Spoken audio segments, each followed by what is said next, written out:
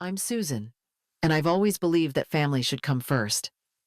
I raised my son Stephen on my own, after his father walked away when Stephen was just 5. I made every sacrifice a mother could make. Birthday parties, school plays, chicken soup on sick days. All of it. I was never the glamorous type, never the loudest voice in the room, but I showed up. Always. That night, I was sitting alone in my kitchen in Street Paul, sipping cold chamomile tea I'd forgotten to drink earlier. The clock on the wall read 9:43, and the hum of my old fridge was the only sound. I reached for my phone, just to scroll a bit before bed, and that's when I saw it. A photo posted by my daughter-in-law, Emily. A wide shot of my entire family, all gathered on a white yacht with champagne flutes in hand, surrounded by turquoise water that shimmered like something out of a travel commercial. Stephen stood with his arm around Emily. My 2 grandchildren, Maddie and Owen, were beaming in their new swimsuits. Even Emily's sister and a few of her coworkers were there. 37 people, I counted. 37 people fit just fine. But not me. I stared at the screen, willing it to change, hoping maybe I'd miss something. But my name hadn't even been tagged. My stomach felt hollow, like I'd swallowed something sharp. My hands trembled a little as I zoomed in on their smiling faces. Maddie's missing front tooth. Owen's goofy thumbs up, the golden sunset behind them.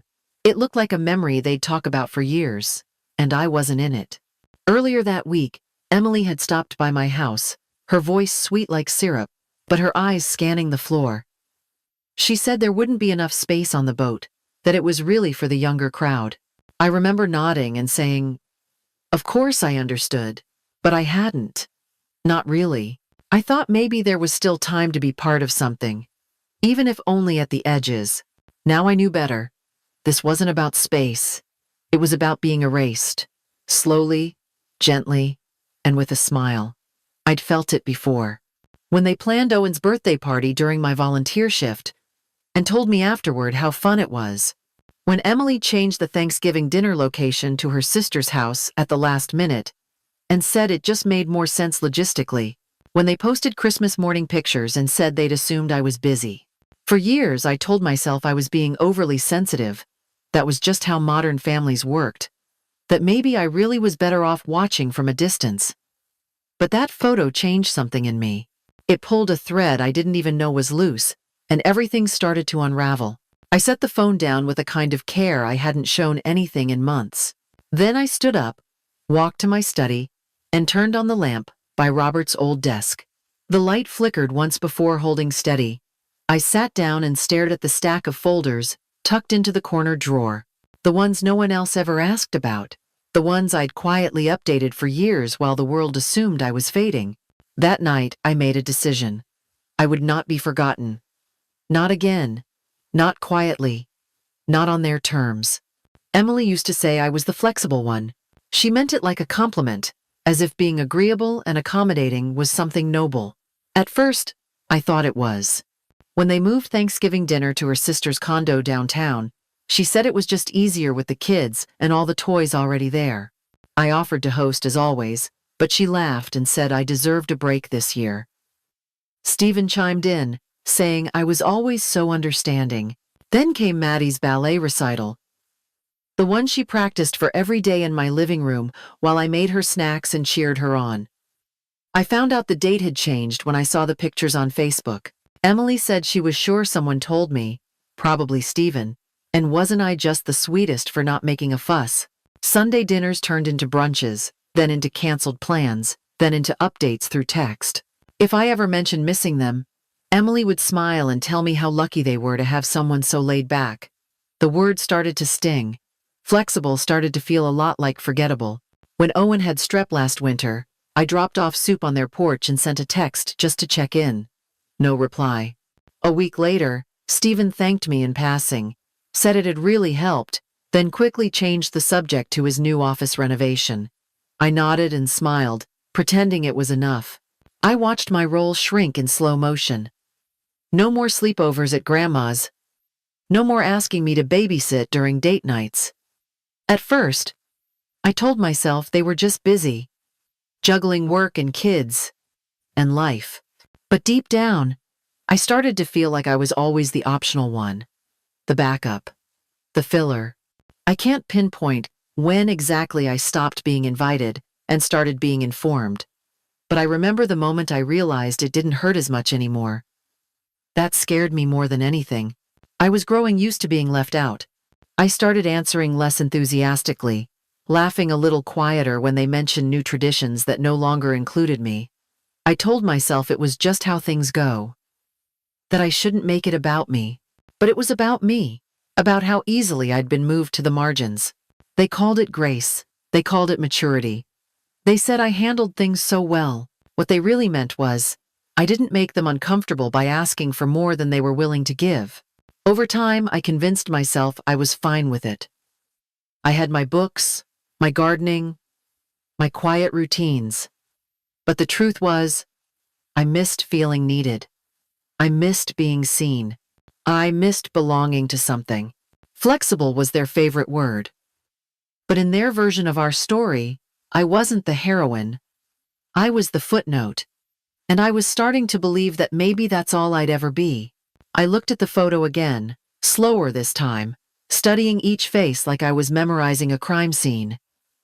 Stephen was near the front, arms thrown around Emily and Maddie, their smiles wide, relaxed. Just behind them stood people I barely recognized. There was Emily's sister, of course, and her husband, her cousin from Portland, whom I'd met once at their wedding, a few women I'd never seen before, holding wine glasses and wearing floppy hats, laughing with their heads tilted back like models from a lifestyle ad. I counted 37 people.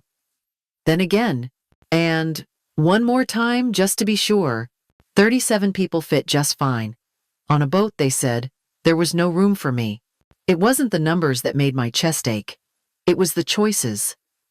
Someone had made a list, probably over coffee, and gone name by name. They had found space for coworkers, in-laws, even someone's Pilates instructor, but not for me. I was the one who raised Stephen on minimum wage and exhaustion. He stayed up late typing his college essays because his hands shook from nerves. Who pawned her engagement ring to cover his first semester housing? Who told him he could be anything, even when I had nothing? And somehow, that earned me a seat in the kitchen, watching it all from behind a cracked phone screen. The boat was big. I could see lounge chairs, an upper deck, and people standing with drinks by the rail. There had been room. That lie about not enough space wasn't clumsy or hasty. It was rehearsed, practiced, a tidy way of saying I didn't belong. I didn't cry. That surprised me. There were no tears, no trembling, no shaking hands this time. Just a hollow kind of stillness, like everything inside me had gone silent at once. It wasn't sadness anymore. It was recognition, like watching someone flip a final puzzle piece into place and realizing what the picture had been the whole time. This wasn't a slip. It wasn't poor communication or an innocent oversight. This was a choice, and it had been happening for years. They didn't forget me. They dismissed me. I stared at Maddie's face, grinning next to Emily's sister. She looked so happy, like she belonged, like she was right where she should be. That hurt more than anything, because I wanted to be there for her, not through screens and summaries, but in the memory itself. I set my phone on the table with a kind of deliberate care, the same way you might set down a vase after noticing the first fracture. Then I stood up, walked down the hallway, and opened the door to my study. It had been years since I touched that drawer. The lock clicked open with a sound that felt more like thunder than metal. Inside were documents no one else had seen, investment records, old business filings, and notes I'd kept all this time. They thought I had nothing left, but they never asked what I'd built while they weren't looking. The room smelled faintly of cedar and old paper. Robert's desk sat exactly where it always had, untouched since his funeral 3 years ago. But that night, I didn't see it as a relic. I saw it as a launch pad. Most people thought I'd retired with Robert's passing. They assumed I spent my days knitting, watching daytime TV, or calling family too often. That was fine with me. Let them believe I had drifted into some polite irrelevance. It kept the doors open for things they never saw coming. What they didn't know was that I had been managing our portfolio for over 20 years. Robert was the face of our financial consulting firm, but I was its backbone. I tracked patterns, read quarterly statements like novels, and predicted market shifts better than the advisors on TV. When he died, I didn't just inherit his accounts, I inherited his discipline. Every month, I ran simulations. Every quarter, I rebalanced. I diversified just enough to stay invisible but liquid enough to strike when I needed to. So when Emily's firm started making waves, I noticed. Not for their accolades, but for their instability. Their client list grew fast, but the numbers didn't hold. I overheard Stephen mention late payments, tension among partners, and downsizing rumors that hadn't hit the news yet. I started watching more closely. Marketing firms crash hard when vanity outpaces integrity. I waited until the week after Christmas. Through a Delaware holding company I had created a decade ago for a different purpose, I quietly bought a 49% share in Graybridge Creative. It took 2 phone calls, 1 email, and the signature of a sleepy associate partner trying to make quota before the end of the year. Nobody questioned a wire transfer when it came from a clean, unflagged fund. By the time they toasted champagne on the boat, I was already listed as a silent partner on the board register. I didn't plan to interfere, not at first. But something told me to look deeper. The more I uncovered, the less I liked. The first red flag was a billing discrepancy. A campaign for a nonprofit youth center showed a $25,000 premium plan fee. I knew the real market rate. I'd written similar contracts in the past. I requested internal access through my attorney, citing partner review rights. They didn't argue. They were too busy tanning in the Bahamas. Once inside the files, I found more. Double invoices, corporate lunches with no receipts, repeat charges for a design mock-up that had only been created once. Then came the travel expenses. Out-of-state flights listed as client meetings, no corresponding calendar invites, no follow-up emails, no confirmed appointments, just expense reports filed under vague codes. The last detail was what broke it open. A string of charges tied to a single name. Marcus DeWitt. A personal trainer with no registered business license. Meals, hotel stays, spa appointments, all flagged under entertainment or wellness programs. His name sounded familiar. Then I remembered he'd been tagged in Emily's birthday photos. A background character in tight polo shirts and 2 bright smiles. He wasn't on payroll. He wasn't a vendor. But he was everywhere. Money flowed too freely. I built a folder. Then 3. Printed everything. Cross-checked dates. With Stephen's business trips. Matched posts from Marcus's Instagram. With receipts filed under corporate spending. I used to teach basic fraud detection seminars at local chambers of commerce. Apparently, I still had the skill set. By New Year's Eve, I had enough to justify an audit and enough leverage to make them comply. I wasn't angry, not in the way most people imagine. I was calculating. Focused. Like sharpening a knife I'd kept hidden far too long. That night, I poured myself a single glass of scotch, sat in the leather chair Robert loved, and opened the folder one last time. The cover page read Partner Financial Review. But in my head, I called it something else. The Reckoning. And it was just getting started. The receptionist barely looked up when I walked into the glass tower that housed Graybridge Creative. She pointed me toward the elevators with a smile that didn't quite reach her eyes. I wore a charcoal suit, heels I hadn't used in years, and a leather briefcase that matched my quiet fury. The conference room was at the end of the hall, gleaming with polished wood, floor-to-ceiling windows, and the kind of art that screamed curated success. David Chen, the forensic accountant I'd hired through my attorney, stood as I entered. Emily was already seated, her tan dulled under the fluorescent lights. Stephen sat beside her, glancing between the two of us with visible confusion. Emily looked up, eyes bloodshot, her voice cracking with performative disbelief. She asked what I was doing there. If Stephen had called me for support, I set the briefcase down gently, took the seat across from her, and opened the latches with care. Actually, I'm here as your business partner. The silence was absolute. Even David paused. Stephen blinked, as if the words didn't compute. Emily's jaw slackened, then twitched, as if she might laugh or scream.